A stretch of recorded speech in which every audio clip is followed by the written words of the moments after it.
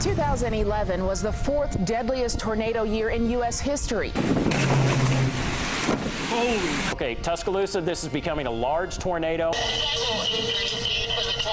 Here in Alabama, the destruction was widespread. This is going to be a historic tornado for the state of Alabama for all time. 254 people died across the state of Alabama. It threw me on the floor. I couldn't even get out the door. I thought I wasn't going to be living. One of the worst fears I've had in my life. This is a CBS 42 Storm Track special, Rebuilding Alabama. Good evening, everyone. I'm Chief Meteorologist Mark Prater. Thanks so much for joining us for our special Rebuilding Alabama, Life After the Storm. And I am here live in Tuscaloosa tonight, fortunately on a much calmer night for weather, but across the area 5 years ago, that was a much different story. 62 tornadoes touching down in Alabama, 253 souls lost, and one of those most tragic across West Alabama was the one that moved through the Tuscaloosa city area as well as Jefferson County. Joining me tonight, we have the dream team of meteorologists.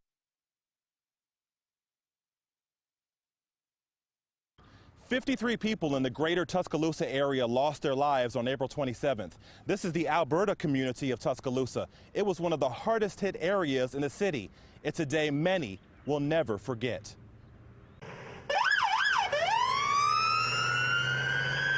In less than 6 minutes, an EF4 tornado leveled parts of Tuscaloosa, causing major destruction. It is the toughest professional challenge I've ever been a part of. Tuscaloosa Mayor Walt Maddox says 12% of the city was destroyed.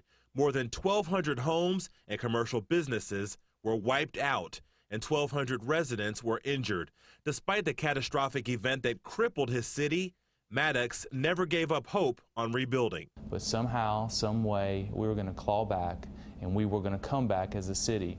And I have no doubt, sitting 60 months later, that we have done exactly just that.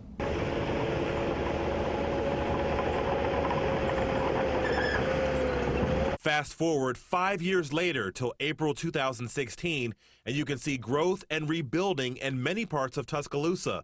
New stores have opened on McFarland Boulevard in place of those that were destroyed by the tornado.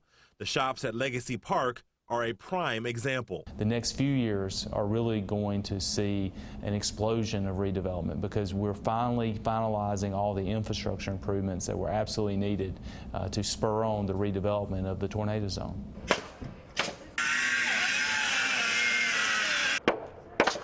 The rebuilding effort is not just in retail. New homes have been built on the west end of town and in the Alberta community. Volunteers with Habitat for Humanity have built 57 new houses since the tornado. We try to help low-income people to build equity in their future, for their families, and just to help them become more stable, productive human beings. Robert Reed has a brand new home thanks to Habitat for Humanity. His old house was destroyed. He has a safe room built in his closet. On April 27, 2011, many called Reed a hero after he rescued 12 people. I was basically trying to get everybody out into a safe location where when the ambulance or the police did get there, it would be easy for them to pick them up, load them into the ambulance or load them on the back of a truck or cars and get them to the hospital. Mayor Walt Maddox says the rebuilding effort continues. The city has invested $130 million into the community. In Tuscaloosa, Tim Reed, CBS 42 News. Thanks, Tim. And that same tornado that impacted Tuscaloosa continued its track off to the east from Tuscaloosa County to Jefferson County. We now go to Pratt City to see how they're rebuilding. Joining us live, Storm Track meteorologist Nate Harrington. Nate. Thanks a lot, Ashley. Ashley, like you said, yeah, that same tornado ripped through Tuscaloosa, then came through Pratt City. And on a normal day, a lot of folks said this was just a beautiful day 5 years ago, but that storm turned this town upside down.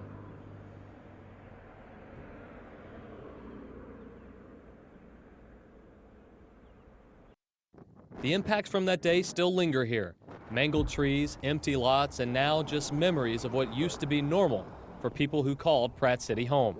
Two of these people can still recount the awfulness of April 27th, 2011. It's probably one of the worst experiences ever because you can see everything in front of you just vanish. It broke my heart instantly, and my heart really went out to the people. Deborah Drake Blackman has been with the Pratt City Library since 1981 and is now its branch manager. April 27th was a normal day for her, a day she calls beautiful, until her husband urged her to come home. She watched in shock as Pratt City, including her library, was turned upside down by a powerful tornado. All I wanted to do was come over here. And I was, honey, please, I gotta go over there. I just gotta go. And he was saying, well, you can't do anything. You don't even have shoes. You know, there's a war zone over there. Jamarcus Pullins was in a different situation. His home sat just off Dugan Avenue the day of the tornado, a day he wasn't prepared for.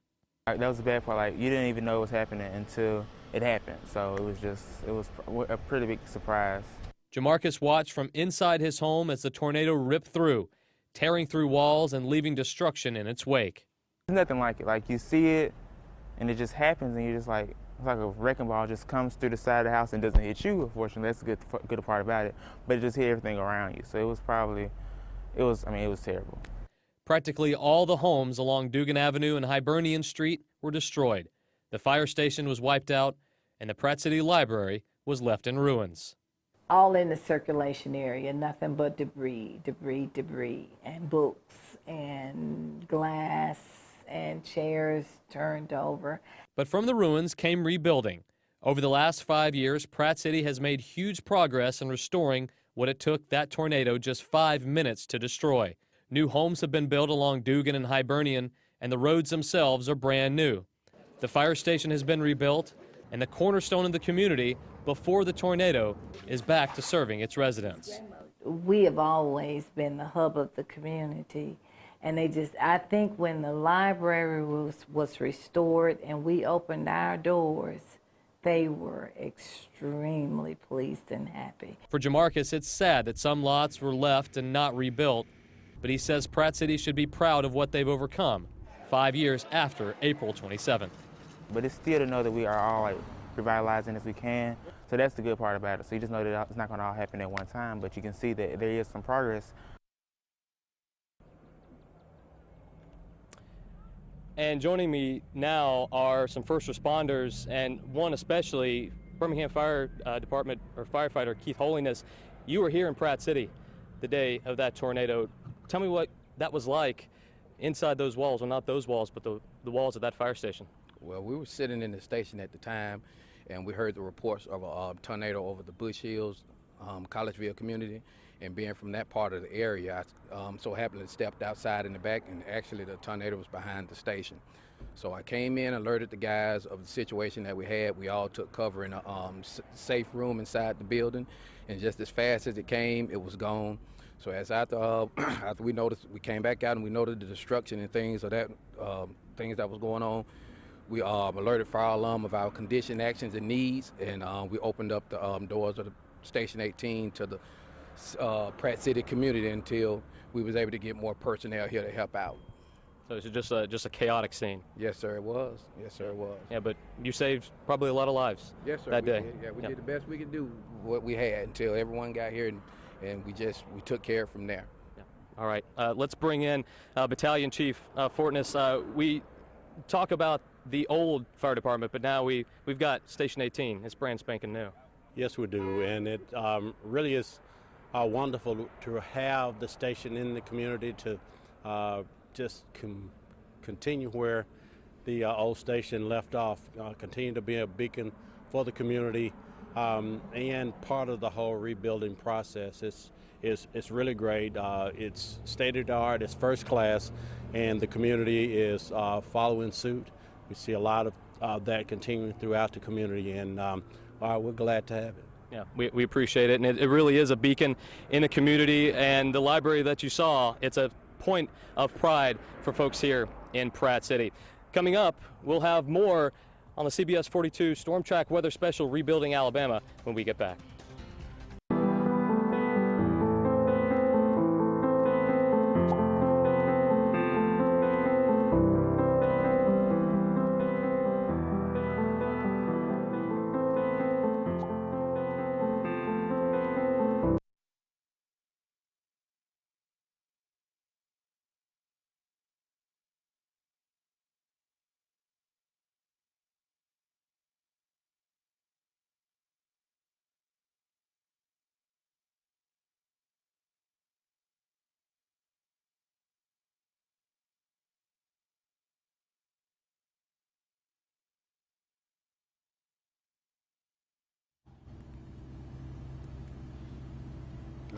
Okay, I need to know, we're doing Kip Tyner, and then after Kip, we're going to break.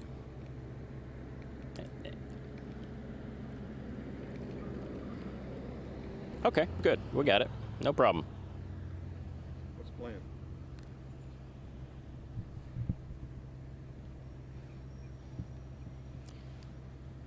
Okay, how are we doing on time? Are we good?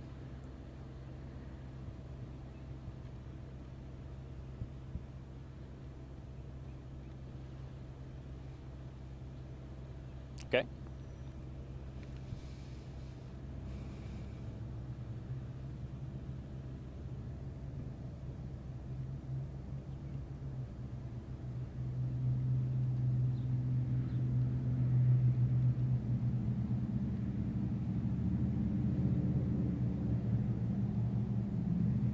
District 5. District 5.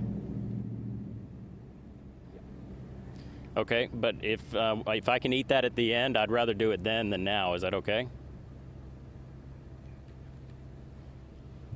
Okay, because I just didn't want to hose up Ashley down the line. Don't worry about me. We're good. Oh, well, I'm not worried about you. I kid. Wait, are you even at the station? No, am I supposed to? Wait, is there a special? Hey, yeah. Out of all the people I know named Ashley, you're one of them. Most common name of the millennium. You're the one I've known the least amount of time.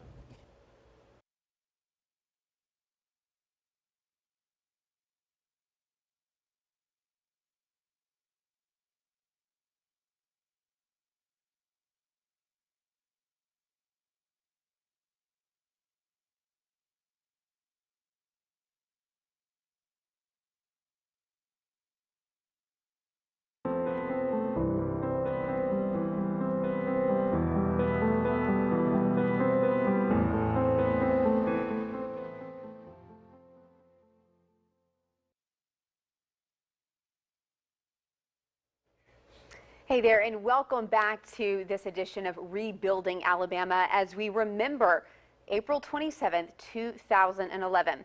This is a year that marks rebuilding over the last 5 years, and right now we will head out to storm track meteorologist Michael Smith, who is joining us from Hackleburg. Thanks a lot, Ashley. It was 5 years ago today that a massive EF5 tornado ripped through the heart of this town. We've got a lot of new things that have been built and structures that are still standing, but that's hard to imagine with winds of 200 miles an hour plus coming through for 23 minutes, nearly wiping this town off the map. But the dedication and the determination of neighbors and even strangers have given this community something new. Here's a look at life after the storm here in Hackleburg.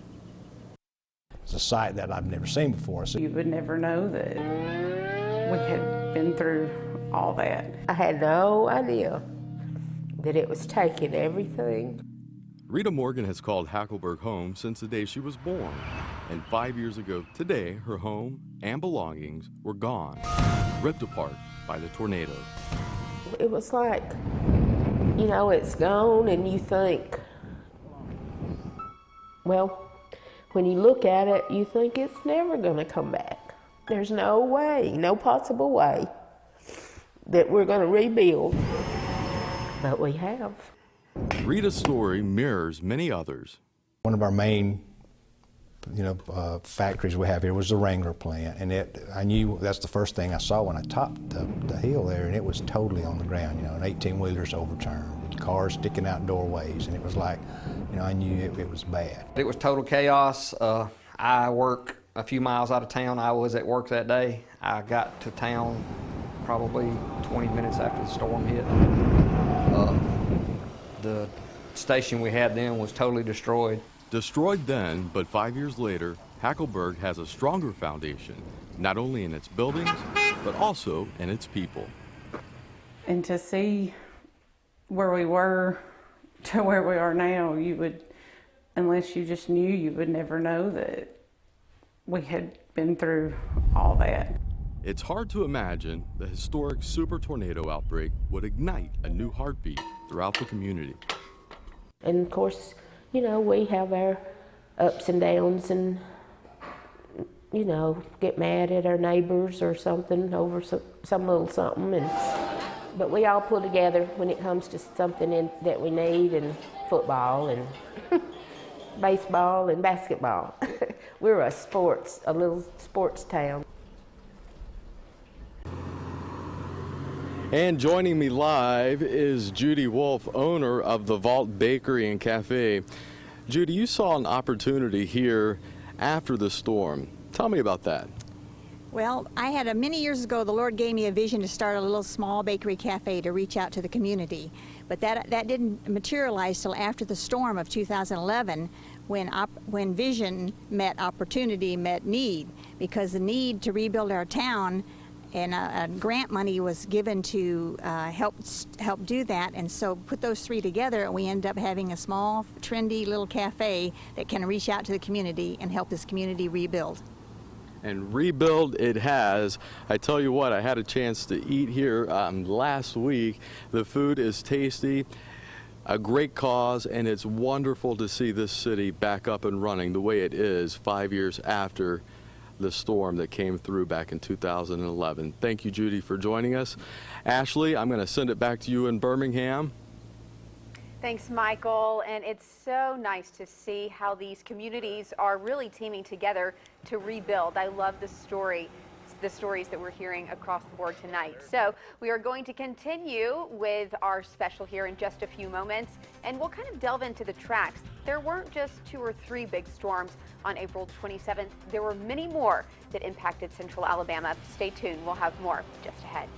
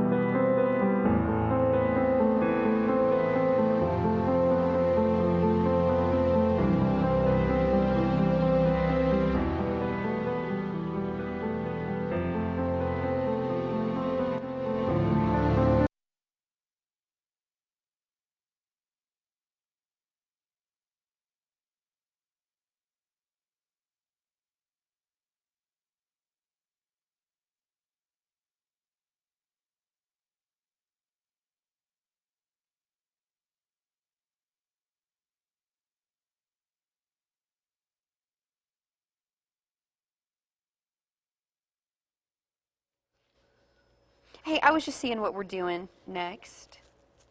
If we have. Okay, great.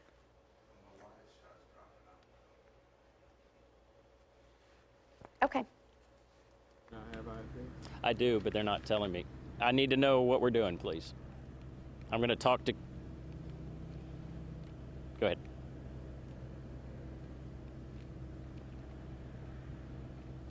Okay. Okay. Okay, I'm tossing a break, or do I toss to Ashley? Okay. Okay, perfect. I just want to make sure we get her.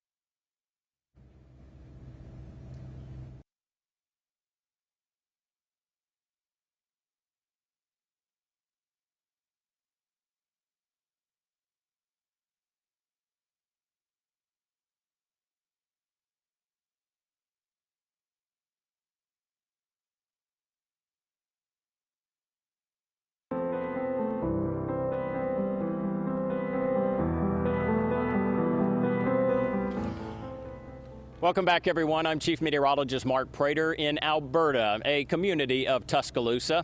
And joining me tonight, we have City Councilman for District 5, Kip Tyner, who's been here a number of years. And Kip, we are focusing more on the growth, where we're now moving forward as far as these communities. How's Alberta done? Well, Mark, it's just, this is going to be probably the most exciting year since the 5 years. I was right across the street when the tornado hit, and Alberta was completely wiped out. 70 businesses, 65% of my district was completely destroyed or severely damaged. So it's like, where do you start? Right. And then plus all the people who lost their homes. The largest loss of life was right in this area where we are right now. But looking at the positives, just right around us, behind us here, we got the new school, Performing Arts, which is a $40 million magnet school. We have a brand new police precinct, a brand new fire station. June 1st, we'll open the Gateway, which is the library of the future. It's a bookless library with imaging walls and probably the most high-tech facilities in the state of Alabama. We're awaiting final approval just across the street from us here for a brand new Amtrak station, which will really help just completely revitalize this area with possible hotels, restaurants, coffee shops. Well, obviously, we don't want a tornado to have a reason to grow and prosper, but without the tornado, would this have been possible? Well, no. Alberta, we had just had a big streetscape, and we had 70 businesses along this stretch. So everybody was pitching in, putting new facades, doing the best we could. But still, Alberta was an old area, that was established, I guess, basically in the 40s. It's kind of a bedroom community of the University of Alabama. Right. And so it needed a facelift. This isn't the kind of facelift we had hoped for. But just like you said, we've got a $4 million tennis stadium, which is just less than a quarter of a mile from us right here, that we partner with the University of Alabama tennis program to bring in some hopefully state, regional, even national junior tennis tournaments. Well, let me ask you about the other communities as a part of Tuscaloosa. Are you seeing this all across the board? Well, the 15th Street corridor, which so many people know about, and over in Rosedale, they actually were able to build back sooner than we have, quicker than we have here.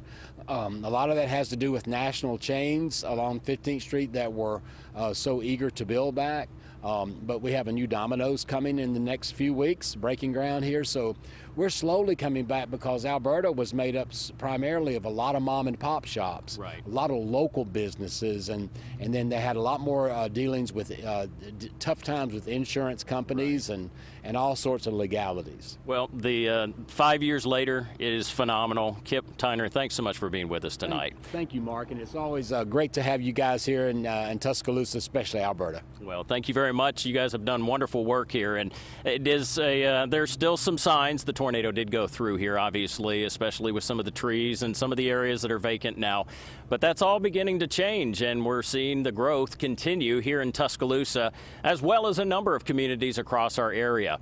And as we've talked about many times before, Tuscaloosa, Birmingham, Pratt City, Hackleburg, those aren't the only spots hit. We'll have more on the rest of the tracks of the tornadoes on that day when we come back.